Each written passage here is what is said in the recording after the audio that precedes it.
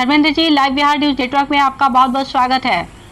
जी जी धन्यवाद मैम, आपके चैनल की सभी। जी धर्मेंद्र जी कहते हैं धर्मेंद्र जी कहते हैं कि किसी भी देश और राज्य का विकास तब तक नहीं हो सकता जब तक शिक्षा का विकास ना हो। ये एक प्रमुख स्तंभ है विकास का। जी बिहार के विकास में शिक्षकों की क्या भूमिका है, जरा इस पर प्रकाश डालिए, हमारे दर्शकों को बताएं।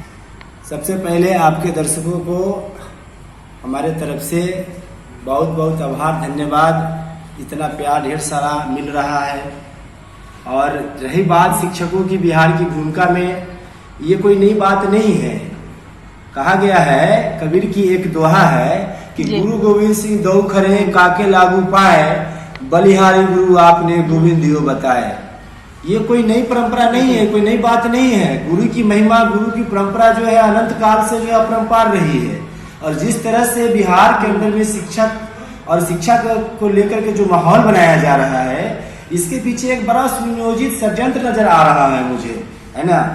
हालिया जो अभी हाल की जो घटना है, जो सोनू जिस तरीके से जो है ना मुख्यमंत्री जी से मिल करके जो है जिस तरह से वो पॉपुलैरिटी, लोकप्रियता को प्राप्त कर रहा है, मुझे इस बात का डर है कि उसका जो भविष्य है, उसका भविष्य कहीं राजनीतिक हथकंडों का शिकार न बन जाए, है ना। मुझे इस बात का भी फिक्र है, क्योंकि मैं भी एक पेशे से शिक्षक हूँ, मैं भी एक शिक्षक अभ्यर्थी हूँ।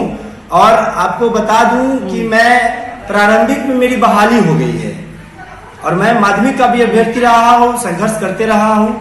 अभी फिलहाल प्रारंभिक में मेरी बहाली हो गई है, लेकिन जिस तरह का माहौल बिहार के अंदर में शिक्षा को लेकर बनाया जा रहा है, ये कहीं से उचित नहीं है ना। आप देख लीजिए, यह बिहार जो है ना, आर्यभट्ट की धरती रही है, जन्मभूमि रही है, पतंजलि की जन्मभूमि रही है, गुरु गोविंद सिंह की जन्मभूमि रही है, चाणक्य की भूमि रही है। चाणक्य ने जिस तरीके से जो है ना चंद्रगुप्त मौर्य को जो है ना मगध के सत्ता पर जो स्थापित किया, वो भी एक गुरु का ही है ना एक उदाहरण है ना। बिहार को जो है ना आईना दिखाने की जरूरत नहीं है। बिहार अनंत काल से जो है ना विश्व को जो है ना मार्गदर्शित करते आया है। और जिस तरीके से जो है बिहार के शिक्षकों को बदनाम किया जा रहा है, और खासकर सरकारी शिक्षकों पर जिस तरह से जो हमले हो रहे हैं, मैं इसकी कड़ी भर्त्सना और निंदा करता हूँ। जी बिल्कुल सही बताया धर्मेंद्र जी आपने। और सबसे आश्चर्य तब होता है कि इतने अहम मुद्दे पर जिस तरीके से सरकार की उपेक्षा देखी जा रही है, जिस तरीके की अभ्यर्थियों और सरकार के बीच में तानातनी हो रही है, उससे बहुत ही आश्चर्य होता है कि आखिर इतने महत्वपूर्ण मुद्दे पर इस तरीके का रवैया सरकार क्यों अपना रही है। और जो सोनू की बात आपने कही, बिल्कुल सही कहा। इतने बड़े स्तर पर जा कर के उसने मुख्यमंत्री से जिस तरीके से बातें कही हैं, उसको देखने और सुनने के बाद एक बार मन में यही बात आ रहा है कि क्या बिहार की शिक्षा पूर्ण रूप से रसातल में डूबती जा रही है। आप क्या कहना चाहेंगे? देखिए मैम, फिर हम आपकी बातों को चंद दोहों के माध्यम से हम पूरा करना चाहेंगे कि गुरु बिन ज्ञान न उपजे, गुरु बिन मिले न मोस, गुरु बिन लखे न सतको, गुरु बिन मिटे न दोष।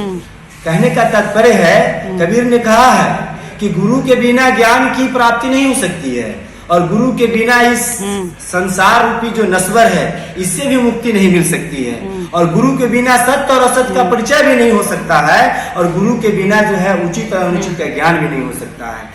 आज जी बिल्कुल आप सही बता रहे धर्मेंद्र जी, लेकिन गुरु भी सही तरीके का शिक्षित गुरु भी होना भी चाहिए। जिस तरीके के वीडियो वायरल होते हैं और जिस तरीके की चीज़ें हमें देखने और सुनने को मिलती हैं कि ऐसे ऐसे टीचरों को बहाल कर लिया गया है जो कि एक सिंपल सी चीज़ों का स्पेलिंग नहीं बता पाते, उसका अर्थ तक नहीं बता पाते। और इस तरीके के शिक्षक अगर बिहार में रहेंगे तो बच्चों का भविष्य तो अंधकार में जाना ही है। मैम ऐसा है कि इस मसले पर जो है जो सवाल करने की जरूरत है, वो सत्ता में बैठे हुए लोगों से पूछने की जरूरत है ना, कि इस तरह के शिक्षकों की जो बहाली हुई है, इसका पैमाना आखिर किसने तय किया, है ना। अगर पैमाना तय किया तो इसके लिए उन्होंने किस प्रकार की है ना प्रक्रिया अपनाई, किस प्रकार की नीतियां अपनाई, जो ऐसे शिक्षक जो है ना विद्यालयों में आ गए हैं। और विद्यालयों में आ गए हैं तो इनको ठीक करने की जो जवाबदेही है ना, प्रशिक्षण के माध्यम से हो, है ना, या जिस तरीके से हो, है ना, सरकार को चाहिए कि इस तरह की है ना चीजों को जो है ना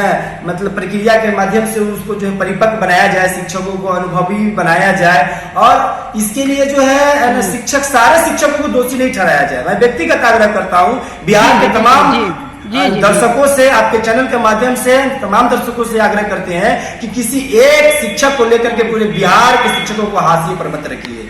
आप देख लीजिए कि ये जो शिक्षक है, जो टीईटी है ना, टीईटी टीचर जो है, जो टीईटी टीचर भी आ रहे हैं तो कंपटीशन फाइट करके आ रहे हैं। इससे पहले जो प्रशिक्षण ले रहे हैं उसमें भी है ना, उनका जो है ना एडमिशन होता है, उसमें भी जो है ना कंपटीशन हो रहा है। तो आप इन शिक्षकों को उस नजरिए से मत देखिए। आज 50,000 जो शिक्षक प्रारंभिक में बहाली हुआ है, ये शिक्षक देख लीजिएगा, मैं आपको दावे के साथ कहता हूं कि ये शिक्षक बिहार की जो भौगोलिक स्थिति है शिक्षा में, बिहार की पृष्ठभूमि में जो शिक्षा का जो स्थिति बहुत से बदतर कर दिया गया है, इसको बिल्कुल आने वाले दिनों में हम लोग जवाबदेही के साथ, मुस्तैदी के साथ जिस तरीके से काम कर रहे हैं, इसमें पूरा बदलाव लाएंगे, व्यापक स्तर पर बदलाव लाएंगे। ये मेरा आपसे वादा है और आपके चैनल के माध्यम से बिहार के तमाम दर्शकों से हम ये वादा करते हैं। जी बिल्कुल। आपकी बातों को सुनकर मन में कहीं ना कहीं थोड़ा भरोसा और उम्मीद जग रही है। नहीं तो जिस तरीके का माहौल और जिस तरीके की चीज़ें नज़र आती हैं, जिस तरीके के माहौल को बनाया जाता है और हमें दर्शाया जाता है, उससे कहीं ना कहीं मन व्यथित हो जाता है कि बिहार की शिक्षा व्यवस्था की ये स्थिति क्यों है। और कहीं ना कहीं इस माहौल को रंगने में पार्टी, राजनीतिक दलों का भी हाथ है। जैसा कि आप बता रहे हैं, बिल्कुल सही आप बता रहे हैं कि अच्छी चीज़ें नज़र नहीं आती है, लेकिन जो कमियाँ हैं सिर्फ वही नज़र आ जाती है। मैंने बिहार में जो है ना, अभी विद्यालय की क्या स्थिति है? विद्यालय में जरूरत है कि अभी छात्र और शिक्षक के अनुपात की स्थिति को ठीक किया जाए। और जब तक शिक्षकों की बहाली नहीं होगी, तब तक छात्र और शिक्षकों के अनुपात को है ना कम नहीं किया जा सकता है ना। आज शिक्षक विद्यालय में है तो वहां पे है ना बच्चे जो है ना पढ़ने के लिए नहीं आ रहे हैं, बच्चों की संख्या में कोई है ना वृद्धि दर नहीं हो रहा है। ये एक बहुत बड़ा चुनौती बन रहा है और समाज के लोगों को चाहिए कि बिल्कुल सक्रियता से जो है शिक्षकों को कोऑपरेट करे, अपने बच्चों को समय है ना विद्यालय भेजने का काम करे, है ना। अभी सरकार जो है ना पोशाक का पैसा है, उसके बाद है कि है ना ये पुस्तक का पैसा है, अकाउंट के माध्यम से है ना छात्रों को उपलब्ध करवा रहा है। तो पुस्तक नहीं है बच्चों के हाथ में, पोशाक नहीं है उनके शरीर पर, इसके लिए जिम्मेदार कौन है? इसके लिए जिम्मेदार क्या? शिक्षक है। शिक्षक का काम है कि वह गुणवत्तापूर्ण शिक्षण देना, और गुणवत्तापूर्ण शिक्षण देने के लिए ही वह विद्यालय आते हैं, जाते हैं। जब बच्चे ही नहीं रहेंगे तो वो किसे पढ़ाएंगे? आखिर बिहार के भविष्य के निर्माण करने के लिए इतने सारे लोग जो है ना आए हैं, है ना। अगर बच्चे ही नहीं रहे, है ना, पहले शिक्षक विहीन जो है ना विद्यालय होता था, अब मुझे ये कहना पड़ रहा है, बड़े शर्म की बात है कि अब है ना छात्र विहीन है ना विद्यालय बन रहे हैं धीरे धीरे। और यह एक कहीं ना कहीं सुनियोजित षड्यंत्र है और विद्यालयों को निजीकरण की ओर भेजने का एक षड्यंत्र है। हम इसका पुरजोर विरोध करते हैं। सरकारी शिक्षकों के खिलाफ इस तरह के जो षड्यंत्र रचे जा रहे हैं, ये बहुत ही अपने आप में है ना ये शर्मनाक बात है ना। क्या कहें आपको, है ना।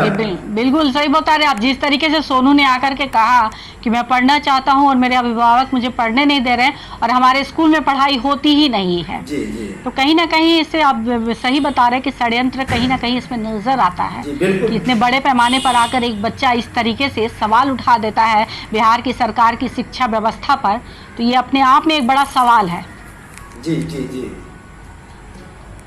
जी, बहुत बहुत धन्यवाद धर्मेंद्र जी आपका लाइव बिहार न्यूज नेटवर्क से बातचीत करने के लिए। तो ये थे हमारे साथ लाइव बातचीत करने के लिए एसटीडी अभ्यर्थी धर्मेंद्र क्रांति, जिन्होंने बताया कि बिहार में शिक्षकों की क्या भूमिका है विकास में। ये बात कोई नई नहीं है, ये पुराने समय से देखी आ रही है कि बिहार अपने आप में शिक्षा का मुख्य आधार रहा है, पूरे विश्व की शिक्षा का आधार रहा है नालंदा का हमारा शिक्षा व्यवस्था। लेकिन जिस तरीके से उस शिक्षा को धूमिल किया जा रहा है और जिस तरह से बदनाम करने की साजिश की जा रही है, ये कहीं ना कहीं एक तरीके से षड्यंत्र की तरफ इशारा करती है, क्योंकि शिक्षक कभी भी खराब नहीं होते और अगर खराब शिक्षकों की बहाली हो रही है तो उसका जिम्मेदार भी कौन है? शिक्षक अपने आप तो बहाल होते नहीं हैं। तो ये एक बहुत महत्वपूर्ण सवाल उन्होंने उठाया है कि अगर इस तरीके की गलत शिक्षकों की बहाली होती है तो इस शिक्षकों को बहाल कौन कर रहा है, और अगर बहाल कर रहा है तो फिर इस तरीके से शिक्षकों को बदनाम क्यों किया जा रहा है। और साथ ही उन्होंने एक बात और कहा कि छात्रों और अभिभावकों को भी इस पर ध्यान देना चाहिए, उन्हें भी शिक्षा के प्रति जागरूक होना चाहिए। सिर्फ शिक्षकों को दोष देने से शिक्षा व्यवस्था में सुधार नहीं हो सकता। ऐसे तमाम खबरों से अपडेट रहने के लिए आप देखते रहे लाइव बिहार न्यूज नेटवर्क।